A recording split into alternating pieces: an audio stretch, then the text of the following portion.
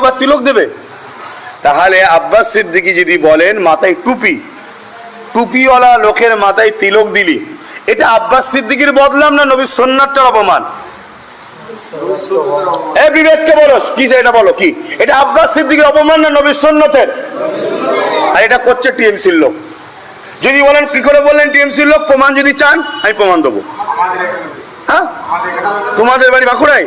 ও হ্যাঁ, তোমাদের ওখানে। কেন? যে আমার বাড়ি রং করছে সে নিজে বলেছে, এখান থেকে ফোনে তার সঙ্গে কথা বলেছে। তাহলে বলুন, ভাই দেখুন এসছেন সামনে সামনে প্রমাণ। তাহলে বলুন এটা কি হচ্ছে? এই নিয়ে আমি কেস করতে যাবো ভাবছেন নাকি? কেন কেস না, কেন করেন না? দূর বাবু, কি হবে, সব ওদের লোক, এর বিচার আল্লাহ করবে। তাহলে বলুন, এই ভিডিওটা যদি সাধারণ মুসলমানের কাছে যায়, আজকে বাঁকুড়ার লোক জানে বলে তাই, ওদের ওখানে হয়েছে তাই, আর আমাকে যারা বেপানা মহব্বত করে তাদের কাছে ছেড়ে দাও।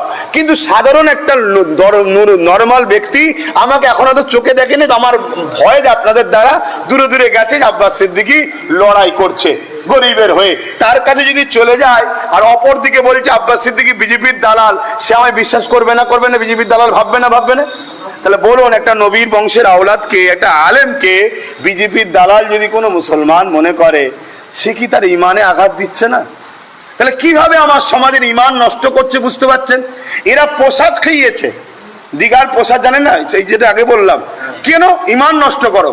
ঠিক দেখুন আজকে এই ফটোটা, আর অরিজিনাল ফটোটা দেখে রাখুন। যে ফটোটাকে এডিট করেছিল সেই অরিজিনাল ফটো এটা। আমি তো দেখে আমি ঘাবড়ে গেছি, জি আল্লাহ, এই কি হবে, কি করে আমি বুঝলাম? তারপরে অনেক অ্যানালাইসিস করলাম, খেয়াল করে দেখুন, অনেক অ্যানালাইসিস করে অনেক চিন্তা করে দেখলাম এই ব্যাটাটার হাইটটা কম হওয়ার জন্যই বেঁচে গেছি।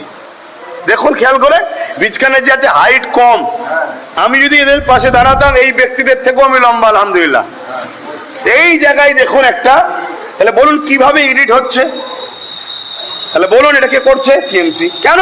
বিজেপির দালাল আব্বাস আর নওশাদকে প্রমাণ না করতে পারলে, যে মুসলমানকে বিজেপির ইশারায় টিএমসি কোলে তুলে রাখছে, আর বিজেপি আস্তে আস্তে বাংলায় তার ঘর গুছোচ্ছে, যখন তার তৃণমূল মানে নিচু স্তরে সংগঠন মজবুত হয়ে যাবে, তখন দেখবেন বিজেপি আসবে, টিএমসি থেকে ছেড়ে দিয়ে চলে যাবে, তখন মুসলমানদের হয়ে বলার আর কেউ থাকবে না।